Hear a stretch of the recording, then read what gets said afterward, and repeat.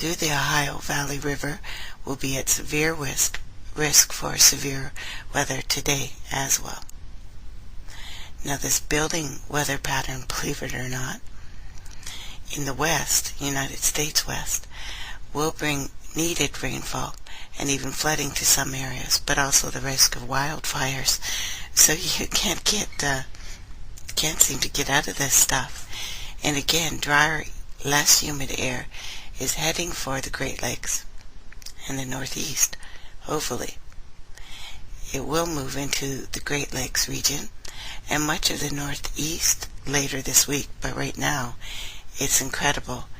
And again, China, who's just been hammered with horrific weather, up to 40 people were buried in a landslide in western China on, early this morning, Wednesday. I'm not quite sure how far. I guess they'd be 24 hours behind us, would they? And again, northern Taiwan. Another typhoon is going to be causing flooding and landslides in Taiwan and eastern China. Devastation, again, possible in northern Taiwan. And those people, God, just one thing after another for all the islands, right? Have you guys seen that too?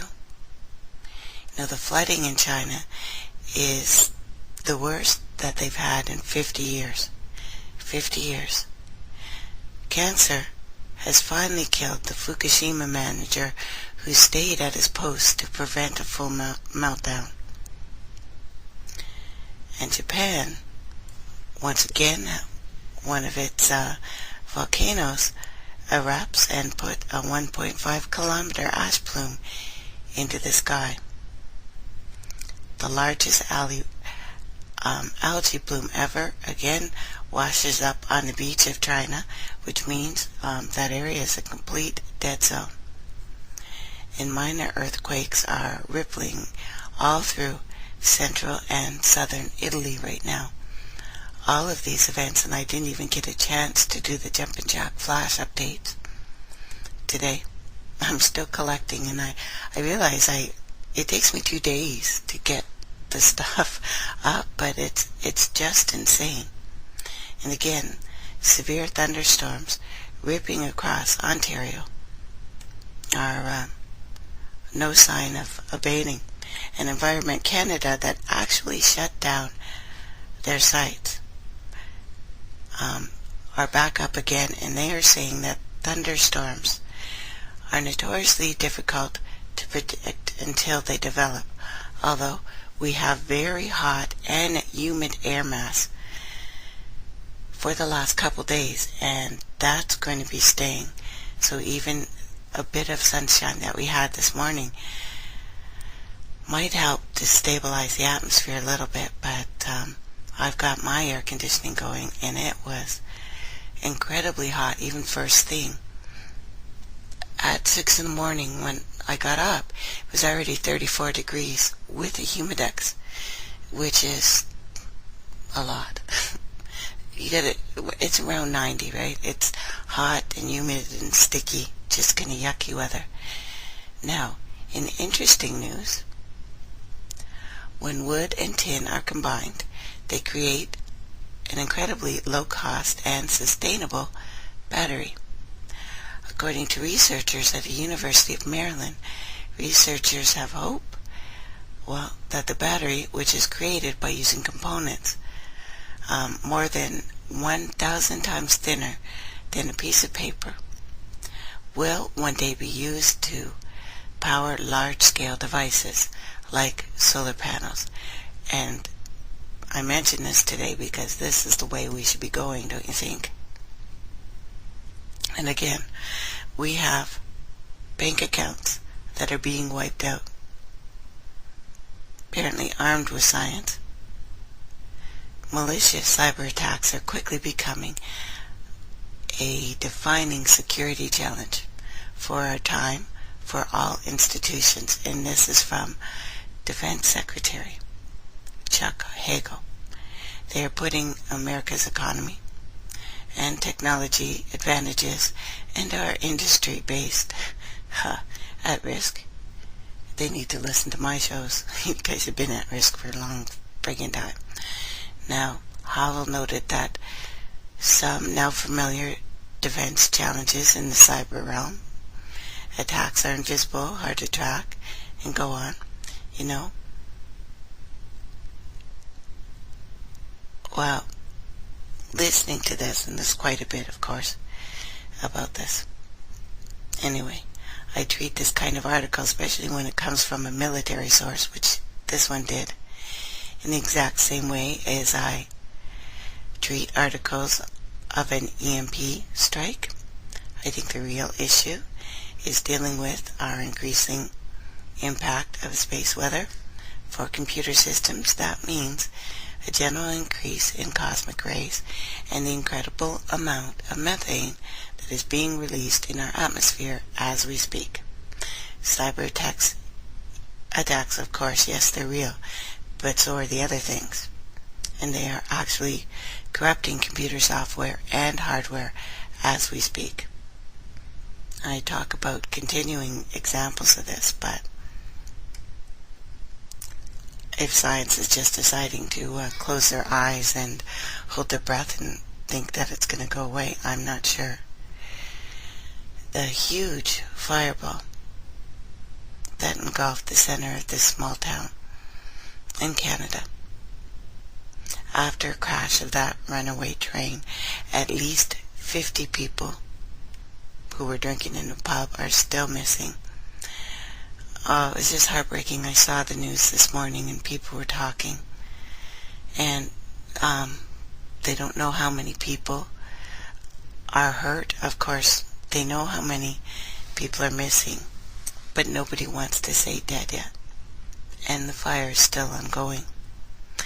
We have had a very weak impact and some beautiful auroras at night. As a matter of fact, a minor CME hit Earth's magnetic field July 9th.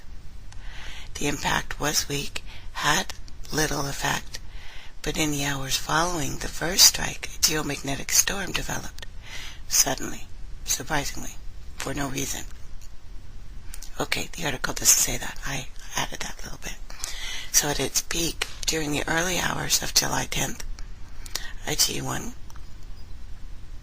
class storm produced auroras in the northern tier of the United States from Wisconsin to Washington, and had some beautiful, beautiful pictures. The storm is subsiding now, but the aurora watch is not over. Solar wind conditions continue to favor northern and southern lights at high altitudes. Why? Nothing. I got nothing. There is no reason we should have any more auroras because of this, other than an electrical charge, which we will be going into. And yes, I am going to continue on with our banking theme today too, but I just wanted to talk about this stuff. And again, we had a sunset, and despite its unstable magnetic field, that big sunspot has resisted exploding. It's just sitting there. Even so, it's putting on a pretty good show and looks pretty cool if you've gotten the chance to look at the pictures. Yeah, I know I read quite a bit yesterday on it, and people were sure, oh my god, we're all gonna die. No. I didn't think this was gonna do much. And, hey, but then again, things that shouldn't be reacting at all are doing quite a bit.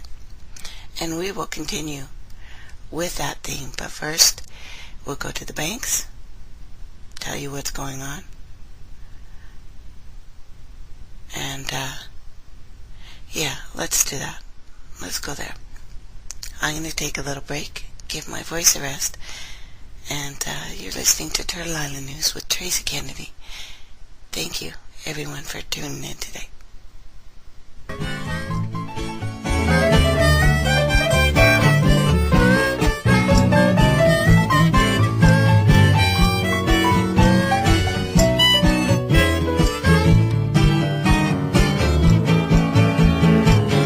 Got tears on my pillow.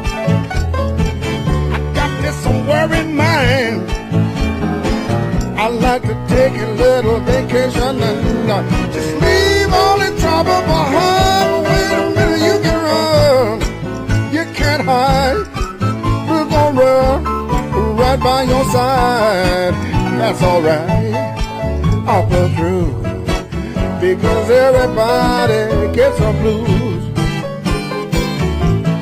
That's alright, I'll pull through, because everybody gets the blues.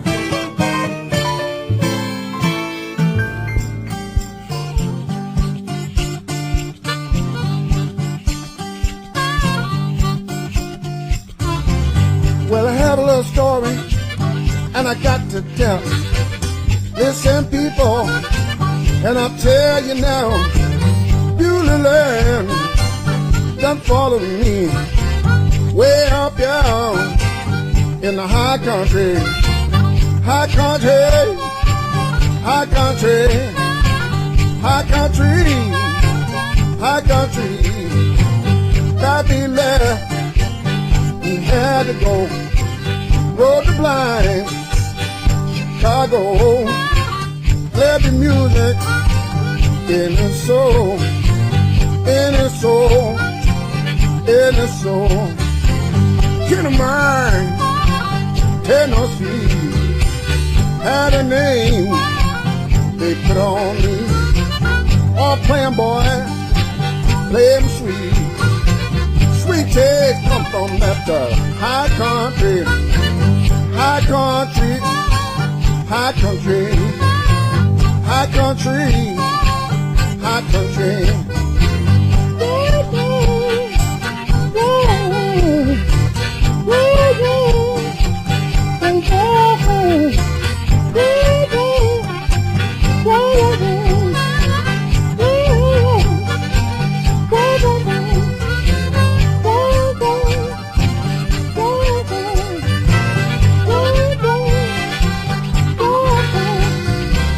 That's my story that I tell about the blues that I feel. Our playing boys play them sweet, sweet taste blues from the high country, high country, high country, high country, high country. Mm-hmm. Mm-hmm. Mm-hmm. Mm-hmm.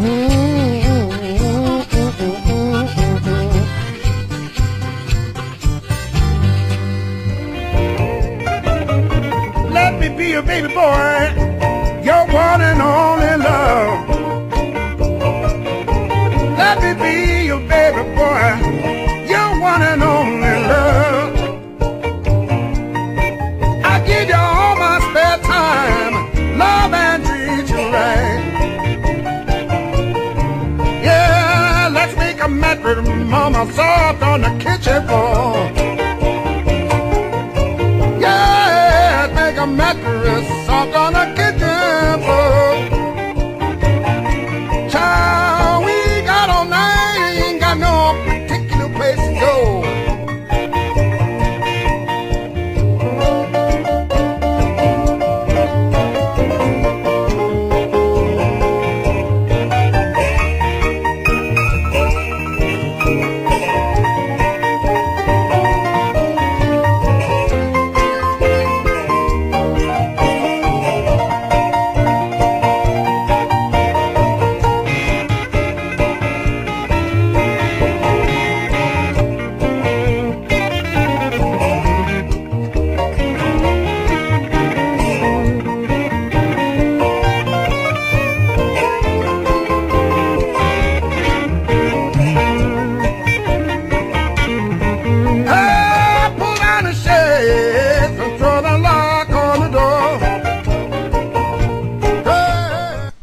Welcome back, everyone.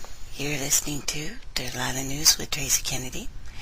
We're being simulcast today by TCT, Scottish Sovereigns on the Land, turtleislandnews.info, and flexibradio.com, and whoever else may be simulcasting us today. I thank you so much.